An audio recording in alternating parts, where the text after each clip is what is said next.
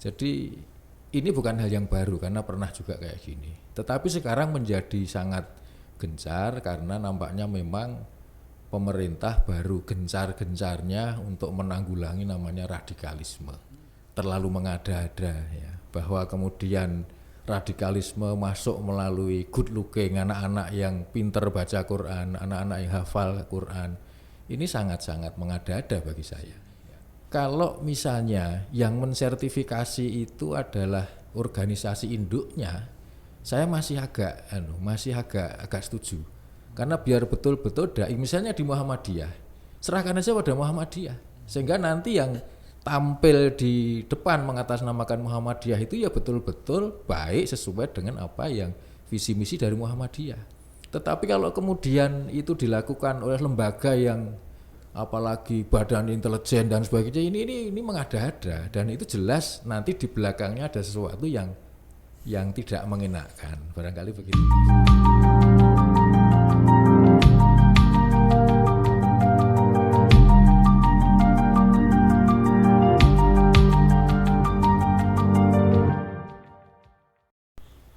Assalamualaikum warahmatullahi wabarakatuh. Waalaikumsalam warahmatullahi wabarakatuh. Selamat datang di saluran YouTube Mentari Podcast. Program ini terselenggara atas kerjasama antara Majelis Pustaka dan Informasi beserta Lembaga Seni Budaya dan Olahraga Pimpinan Daerah Muhammadiyah Kota Yogyakarta. Bersama saya Fuad Hasim, telah hadir di tengah-tengah kita Bapak Ahid Widirahmanto, Ketua Pimpinan Daerah Muhammadiyah Kota Yogyakarta. Pada edisi pertama kita kali ini, kita akan mengangkat tema sertifikasi ceramah, bagaimana sikap kita. Sebagaimana kita ketahui bersama, akhir-akhir ini kita telah diramaikan dengan salah satu kebijakan pemerintah yang akan memberlakukan pemberian sertifikasi bagi para penceramah. Seperti liputan yang telah dimuat dalam beberapa media digital, antara lain Koran Tempo pada edisi 5 September tahun 2020. Berita tersebut bertajuk sertifikasi penceramah dimulai bulan ini. Dalam penuturannya, Direktur Jenderal Bimbingan Masyarakat Islam Kementerian Agama Kamarudin Amin mengatakan program ini bernama penceramah bersertifikat. Artinya pemerintah memberi lisensi kepada para penceramah yang menginginkan saja. Sementara di media lain disebutkan dalam media digital Detik News, berita dengan judul Muhammadiyah, jika tak ada konsekuensinya, tak usah penceramah disertifikasi. Dalam liputan tersebut, Bapak Dadang Kahmat, Ketua PP Muhammadiyah, memberikan pernyataan, kalau tidak ada konsekuensinya, ya tidak usah disertifikasi. Sebab dalam Islam itu, tausiah kepada sesama muslim adalah kewajiban melekat bagi setiap muslim. Nah, pada kesempatan kali ini kita coba akan mengurai secara lebih mendalam bagaimana memahami kebijakan tersebut dan bagaimana kira-kira sikap kita dari pimpinan daerah Muhammadiyah dalam konteks daerah, khususnya daerah Kota Yogyakarta. Kita akan langsung berbincang-bincang dengan Pak Ahid. Saya akan mulai dari pertanyaan pertama Pak Ahid, yaitu sejauh yang Bapak ikuti selama ini, seperti apa sebenarnya latar belakang dan ya perjalanan dari kebijakan ini?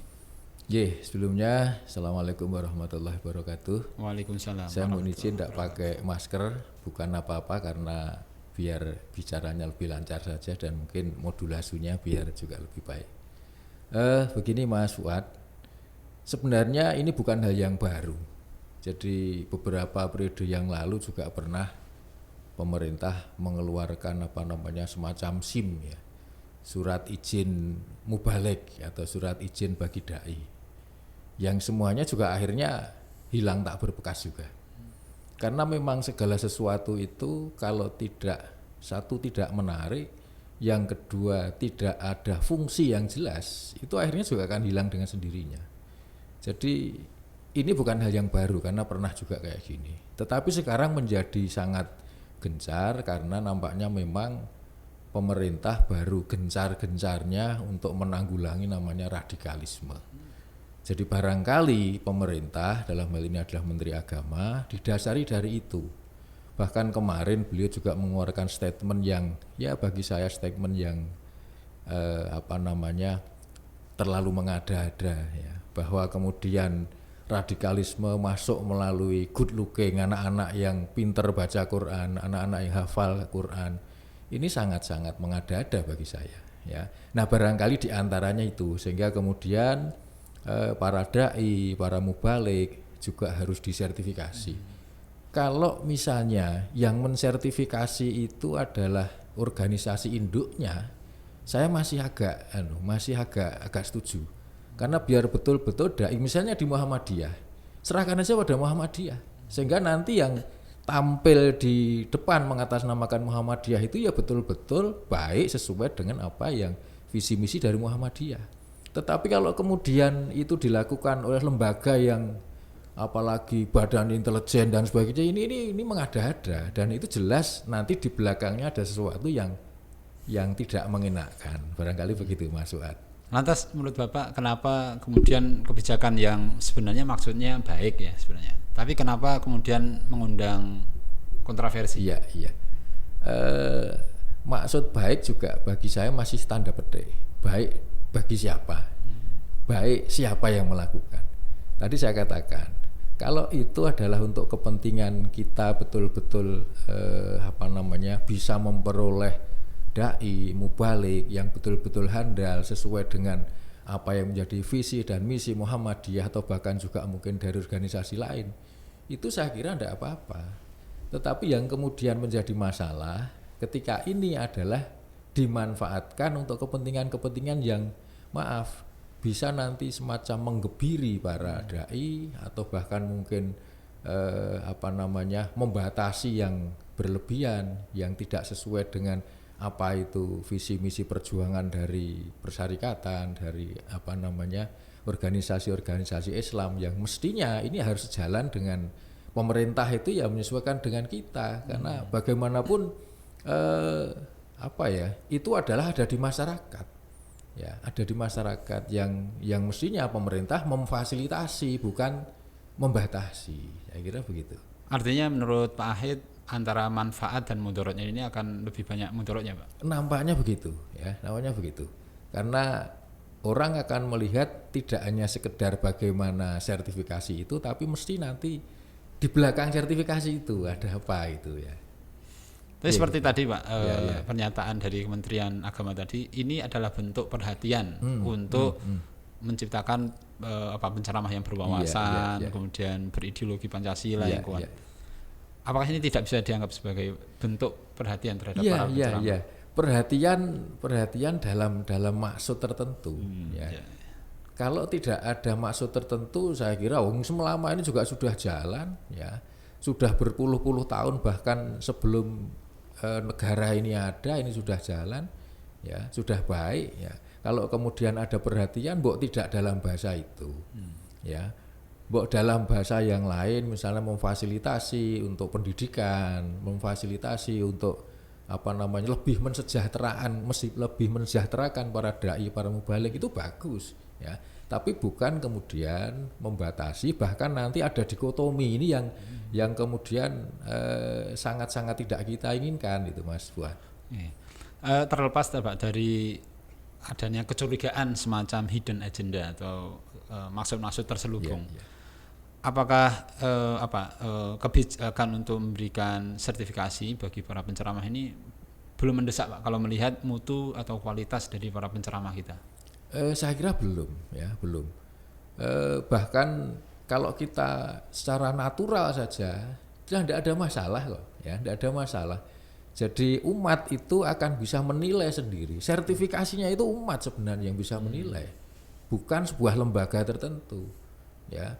Dai kemudian mubalik itu dia akan diterima apa tidak, itu masyarakat yang menilai, bukan sebuah lembaga. Tetapi kalau mau memfasilitasi, mau memperhatikan, itu tadi silahkan diperhatikan bagaimana kesejahteraannya para dai, para mubalik.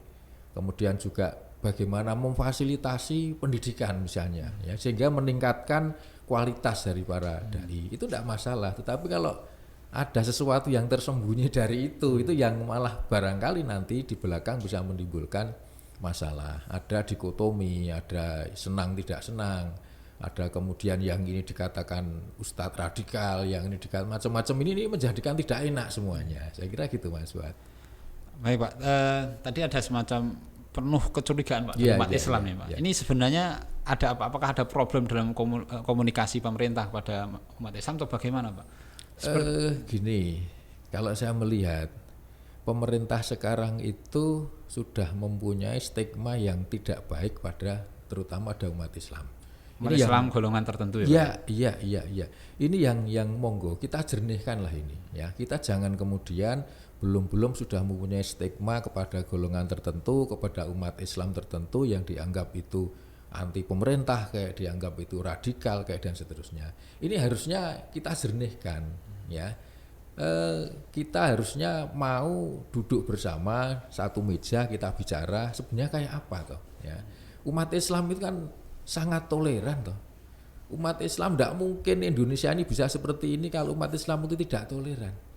Ya, nah kemudian yang sering menjadi sedikit menyakitkan ketika kemudian dikatakan, oh yang ini intoleran, yang ini orang yang tidak bisa kerjasama dengan pemerintah. Sebenarnya tidak begitu, bahwa kita kepengen umat Islam ini ya tidak usah dihormati lah, tapi marilah kita bersama-sama beri ruang pemerintah umat Islam untuk bersama-sama membangun bangsa ini. Toh ini sudah sejarah lama sudah begitu, bahwa umat Islam itu tidak bisa lepas dari perjuangan bangsa ini. Kalau kemudian sekarang kok ada semacam tuduhan-tuduhan yang kurang berdasar, ini ada apa sebenarnya? Ini yang malah perlu kita pertanyakan pada pemerintah sendiri, maunya kayak apa itu. Tapi kalau menurut Pak Ahid Pak, apakah itu satu fakta Pak, bahwasanya ada sementara para penceramah yang kontennya itu selalu menghasut kebencian, mengundang kebencian kepada umat, kemudian bersikap anti terhadap pemerintah. Itu dalam beberapa hal memang fakta ya Pak ya? Ya, kalau saya kebencian terhadap pemerintah itu dilihat dari mana ya. Kalau memang ada yang tidak cocok, iyalah ada, ya kita akui tidak cocok dengan pemerintah. Tetapi kalau dikatakan kebencian, saya kira niat mereka itu baik. Niat mereka itu adalah untuk membetulkan, meluruskan, membenahi ya. Tapi barangkali di media juga munculnya agak sedikit overacting ya, sehingga ada yang bahkan sampai misuh-misuh dan sebagainya. Memang ini tidak pas ya, bagi saya tidak pas ya. Sebaik apapun yang dikatakan, tapi kalau dengan cara yang misuh-misuh itu tetap ya tidak pas. Nah ini juga perlu yang seperti itu, perlu didekati, diajak bicara ya. Tapi tidak kok kemudian digebuyah-uyah bahwa kemudian semuanya adalah radikal, semuanya intoleran. Ini yang memang paling mudah mengatakan begitu. Tapi sebenarnya kan tidak setiap orang bisa menerima ketika dikatakan seperti itu. Tapi mungkin problemnya Pak, masyarakat itu ada berapa yang tidak bisa membedakan. Ini mubalik ini arahnya kemana? Penceramah ini apakah kontennya selalu menghasut atau tidak? Ini bagaimana memberikan panduan kepada masyarakat agar mereka bisa memfilter, menseleksi penceramah-penceramah yang sebenarnya cocok untuk masyarakat Indonesia. Tadi saya katakan sebenarnya filternya, kemudian juga sertifikasinya itu kembali pada umat. Kalau memang mereka tidak disukai umat, mereka akan habis dengan sendirinya kok. Ya, tidak akan diundang lagi itu kalau memang tidak disukai umat. Problemnya kalau itu disukai, Pak. Nah, bisa jadi begini. Berarti masyarakat kita juga perlu diedukasi juga. Ya. Jangan milih ustadz yang seperti ini dengan catatan bahwa apa yang disampaikan itu sebenarnya bukan substansi sebenarnya. Biasanya adalah hanya kembang-kembangnya yang disampaikan. Tapi saya yakin kontennya, substansinya itu bagus semua yang disampaikan. Hanya kembang-kembangnya yang kemudian memunculkan hal-hal yang ya kalau kemudian masyarakat ada yang memang senang dengan cara gini, ya monggo. Ya, sepanjang itu tetap dalam rule, tetap dalam kebijakan yang sesuai dengan aturan-aturan yang ada. Jadi tidak memfitnah, tidak kemudian caci maki ya. Itu saya kira bagus ya. Sepanjang tadi saya katakan bahwa yang disampaikan itu jangan-jangan intinya apa. Tetapi bagaimana cara menyampaikan seringkali yang kemudian Meskipun demikian tadi saya katakan masyarakat pun juga macam-macam. Ada yang memang senang dengan gaya bahasa kayak gitu, ya. Ada yang ya datar-datar saja, ya. Tapi kebanyakan kalau di di lingkungan Muhammadiyah saya kira ya semuanya senang yang sesuai dengan koridor hukum juga ketika bicara. Saya kira gitu, Mas. Kalau nanti benar-benar di kebijakan ini diterapkan, Pak, kira-kira apakah ada dampak bagi gerakan dakwah di Muhammadiyah? Nampaknya pemerintah ini sudah jelas mau melaksanakannya. Tetapi monggo kalau mau dilaksanakan monggo. Hanya ketika kemudian dilaksanakan dan kemudian misalnya ada penolakan, ada dampak yang kemudian muncul, monggo perlu dievaluasi. Karena saya yakin semuanya punya niat baik. Pemerintah pun juga dalam hal ini punya niat baik biar negara kita itu kondisinya menjadi dinamis, menjadi tentram, ya. Tetapi kalau dengan cara itu malah menimbulkan hal-hal yang kontraproduktif bahasa saya, monggo dievaluasi. Kita tidak harus kacamata kuda, harus pokoknya dilakoni, jangan kalau kemudian malah menimbulkan permasalahan, ya. Jadi perlu ada ruang untuk kita diskusi tentang itu setelah dilaksanakan. Artinya nanti kalau dibuka ini kesempatan untuk sertifikasi, apakah di konteks daerah akan mengajukan para mubaliknya atau seperti apa, Pak? Jadi kita tunggu saja, ya kita tunggu seperti apa, nanti dari pimpinan pusat kayak apa, dari pimpinan wilayah kayak apa, kita juga akan mendiskusikan lebih lanjut, ya. Tapi semuanya akan kita cari mana yang terbaik. Taruhlah kita harus mengikuti, yaitu mengikuti dengan jalan yang baik. Taruhlah nanti menolak dengan cara yang baik. Karena kita belum tahu persis nanti kayak apa yang mau dilaksanakan. Artinya di level daerah sikapnya masih menunggu bagaimana sikap di pusat, Pak. Tapi kalau saya pribadi nampaknya ini sesuatu yang mubadir lah.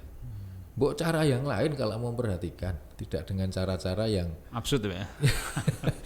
yang agak susah nanti karena orang sudah menilai ini yang burine mesti ono apa-apane itu, ya. Saya kira gitu, Mas. Baik, saya kira cukup, Pak Ahid. Ji. Baik, para pemirsa, demikian tadi perbincangan kita dengan Bapak Ahid Widi Rahmanto terkait dengan upaya pemerintah untuk memberikan sertifikasi bagi para penceramah, khususnya penceramah agama Islam. Demikian dari kami, kurang lebih mohon maaf. Assalamualaikum warahmatullahi wabarakatuh. Waalaikumsalam.